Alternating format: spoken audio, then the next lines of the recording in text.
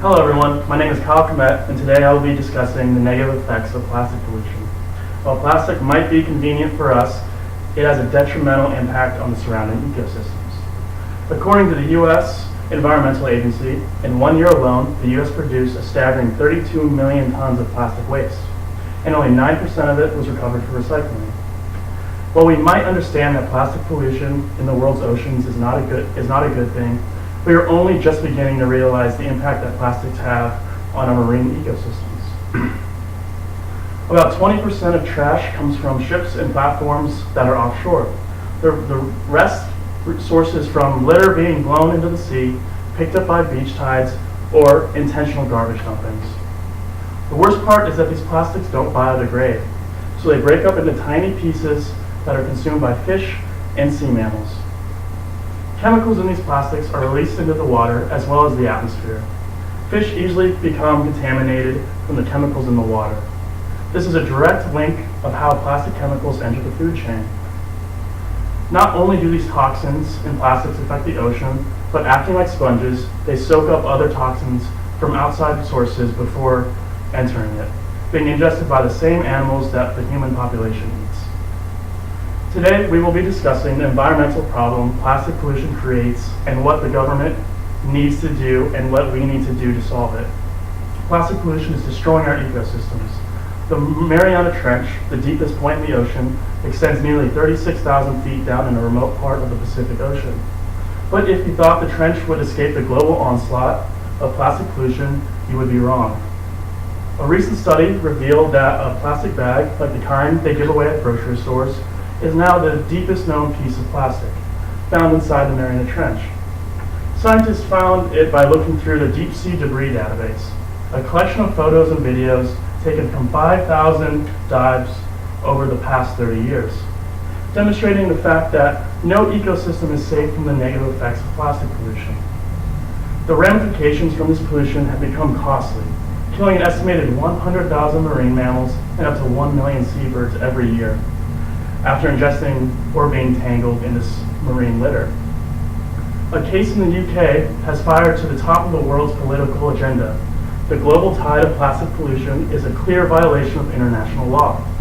Large deposits of pollution floating from large countries have been driven and deposited on other countries by the tides, stating that offenders such as China, India, and Indonesia could be taken to international court of justice in order to pay compensation. This is creating areas in the ocean that are popularly known for having millions of tons of trash floating in the water. For example, the Great Pacific Garbage Patch has increased 100 times in the last 40 years. The 5 oceanic gyres are estimated to contain 100 million tons of marine litter, and approximately 20 million tons of plastic litter enter the ocean each year. Not only is this affecting the surrounding wildlife, but it is greatly affecting our health as well. The same plastics that we throw away are being consumed by the animals that we eat, clearly creating a problem for every species on the planet. A large-scale solution that could be implemented would be to increase state-level legislation, participation in pollution prevention.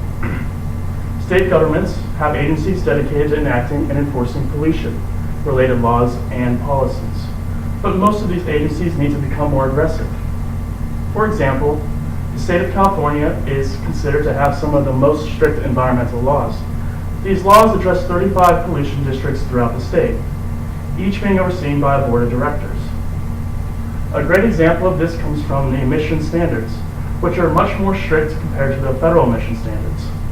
It is reported that in the last 2 decades, California's cancer risk from toxic air pollution went down 76%.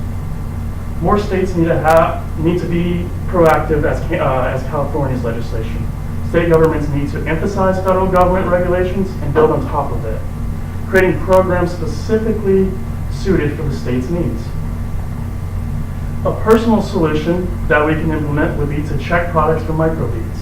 Certain exfoliants and deep cleaning toothpaste actually contain tiny plastic microbeads. These small beads easily travel through water filtration systems and end up in lakes, streams, and oceans. One single tube of face wash can contain around 300,000 of these microbeads. Studies have found thousands of plastic beads in the stomachs of fish and other aquatic animals. These plastics leach toxins and can cause digestive issues in animals. Not to mention, these plastics can travel up the food chain, and research shows that the fish many people eat contain microbeads. By downloading the Beat the Microbead app, we can easily find out which products have microbeads in them, allowing you to easily scan the barcodes of products at the stores and telling you if the product contains any harmful plastic ingredients. Another personal solution we could implement would be to replace all disposables with reusables. Think about your daily routine. How many times do you use something that is made from plastic and is disposable? For example, plastic bags, water bottles, straws, Q-tips, and toothbrushes. The average American throws away 10 plastic bags a week. A solution to this would be to use reusable alternatives, and luckily they have reusables for virtually all disposable plastics. If solutions are implemented, our plastic footprint will decrease drastically, making it easier to clean oceans and waterways of plastics that already exist from past pollution. Taking step-by-step actions will have a strong effect on the future of our planet. So while plastic continues to plague our ecosystems, causing death and pollution, there is some hope for if we implement these solutions, both on the government and the personal levels. Our plastic consumption is growing at an alarming rate. The amount of plastic produced from 2000 to 2010 exceeds the amount produced during the entire last century. Rather than pushing this problem aside for another generation to fix, we can attack this problem together by individually controlling our plastic use and holding large corporations accountable for excess waste production by setting strong state and federal government regulations so that the planet can survive and prosper.